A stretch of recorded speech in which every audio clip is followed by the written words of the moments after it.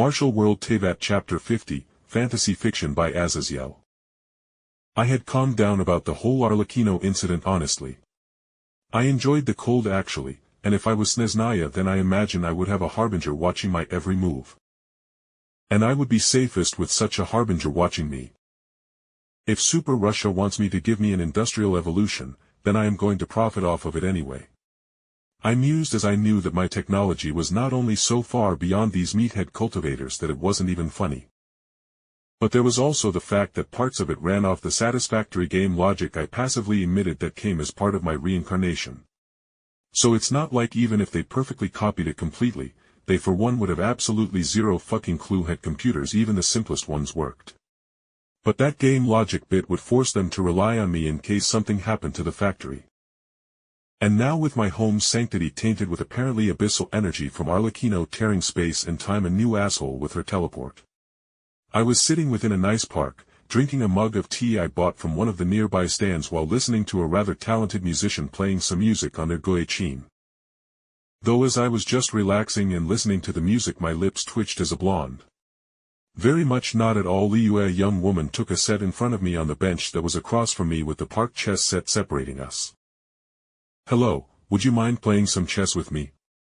she asked brightly, and I took in the woman and saw she was wearing very European-style clothes in some tighter leather and fabrics that clung to their well-developed frame.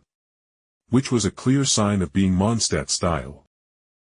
I raised an eyebrow and asked calmly. "You know how to play Liu-style chess?" The blonde actually paused before giggling and saying, "Mondstadt style please." I nodded and then we began playing with her taking the first move while the guillotine's music filled the background. "So. I am from Mondstadt as you can tell." She started and I made a humming noise and took one of her pieces while I pawned a hand cannon under the table that was pointed at her waist from below. "I can tell. Blonde hair is very uncommon outside of Mondstadt and Fontaine, and you have neither 1,000 decorations on your clothes nor a hat that costs more than most make in a month of work. So you are obviously from Mondstadt." The woman's face twitched before I continued. "So, you came to me for a reason. Playing chess with me, most certainly wasn't the reason, merely a reason to speak with me and not have my protector shoot an arrow into your head from across Liu Harbor." And even as I said that I heard a ghostly giggle and thin threads of razor-sharp hydro threads caress my body teasingly before fading back out of my sight as Yelan went back into her true invisibility. But the woman in front of me. She received no such teasing caress from Yelan as I could see red lines across her exposed neck, and wrists where Yelan would have carved her into a pile of giblets should she have proven hostile to me. One of Sneznahya's butchers comes and messes with me and now Yelan, the scary-ass dummy assassin is watching my every move.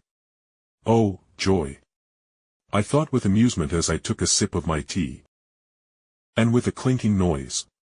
I put my teacup on the chess table with the ceramic mug clinking against the polished stone table and chessboard. "So, who do you serve? Are you from Mondstadt in truth? If so, which noble family do you serve, and of course, what do you want?" I mused aloud as though asking the question. But I cut her off as I eyed her with amusement. "Wait. Let me guess." Taking in the blonde more, I blinked as I actually recognized her fully. In Barbara the nun who used to serve in the Church of Barbados in normal Gingin Impact anyway. Here. I don't even know if Barbados/Vendi still had a church. You are part of Mondstadt's noble famils for sure. And in fact, I think I see your sister in you, Jean Gunhilder. So that's the family you are part of, and as for the rest. I assume you are here about Mondstadt's crippling deficiency in metal, correct? Her face twitched before she sighed and said. "Yes, Jake, my name is Barbara Pegg, and I am here to see if you could help Mondstadt in acquiring more metal.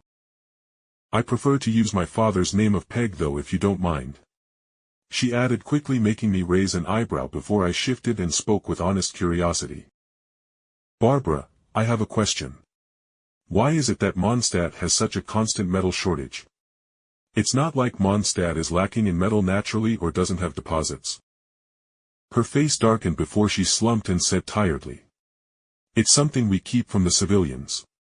But in reality, the monsters of Mondstadt almost always bear highly acidic blood that turns all metal specifically, into piles of rusted scrap.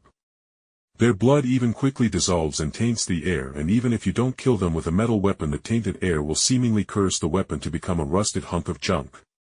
She ranted with annoyance. Barbara took a deep breath and then said bluntly, "It's why Mondstadt prioritizes martial artists over cultivator warriors the vast majority of time besides pure spell-caster cultivators. But even then their catalysts can become rusted junk as well." So they have the martial artists go full-on hand-to-hand combat besides being armed with trash weapons they don't mind being ruined. Well, besides the treasure weapons that can resist whatever oxidizing agent the monsters are letting out when they bleed. I mused. I wondered if I coated some metal weapons in hardened rubber to isolate the metal from the acid, if that would be enough. But I shrugged and with zero shame I said, "Well, that sucks for Mondstadt. I got Liu's 2 hell pits to account for. And now I have been volunteered to be sent to Sneznahya to freeze my ass off there remaking my factories there." Barbara's face twitched before she spoke with confusion. "Wait. You been volunteered? Liu is sending you to Sneznahya?" she asked, utterly bamboozled. And in response, I slurped my tea as I looked at her darkly before I put my cup down and said blankly, "Nope. Had the knave of the Tsaritsa pop into my fucking bedroom and wish me happy nuptials for my upcoming wedding this weekend and tell me I was coming with her after I get married." The nun of Mondstadt obviously had no idea how to answer that.